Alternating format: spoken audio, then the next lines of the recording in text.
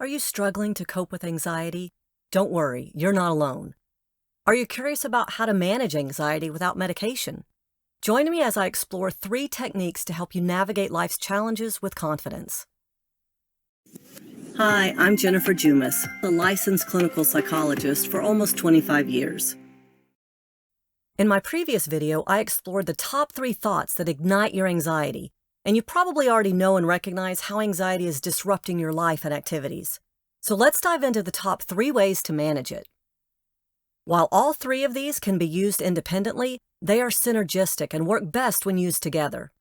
Also, as I will explain, you really need to do step 1 first so that the other 2 are maximally effective. So first, we need to physically calm our nervous system. When we're keyed up, we don't think clearly, so before we can challenge our anxious thoughts, we need to calm down our nervous system. Have you ever tried to reason with a drunk person? Yeah, it doesn't go so well. The same thing happens to us when we are drunk on stress hormones. We just can't think our way through it or see the dysfunction of our thoughts. So things like deep breathing, meditation, and progressive muscle relaxation can help reduce our physical stress response and increase our resilience. I have a few follow-along videos you can try, and there are numerous resources online as well. If you are very keyed up, you might benefit more from vigorous exercise to burn off the fight or flight stress hormones. This is one reason why exercise is recommended for stress management. So after we are relatively more calm, we can then challenge those negative thoughts by asking ourselves questions like, is this thought realistic? Or, what evidence do I have to support it?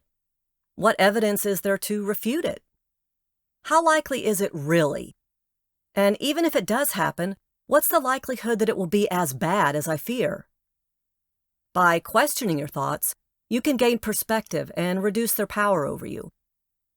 And remind yourself that you have faced hard things before and can do so again in the small chance something bad does happen. Finally, gradually expose yourself to feared situations through a process called exposure therapy.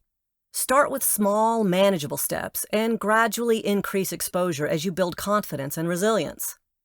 For example, I remember the first time I went back to the in-store shopping after the pandemic lockdown. I wasn't necessarily afraid, but I was definitely uneasy and it felt really awkward.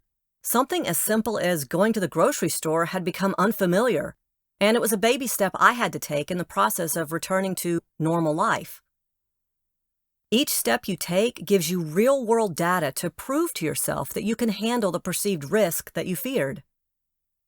These coping strategies are like your secret weapon against anxiety and can be applied to any situation you may encounter, helping you feel calmer and more in control.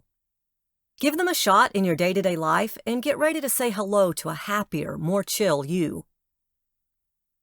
Be sure to subscribe and click that notification bell if you'd like to know more mental health tips.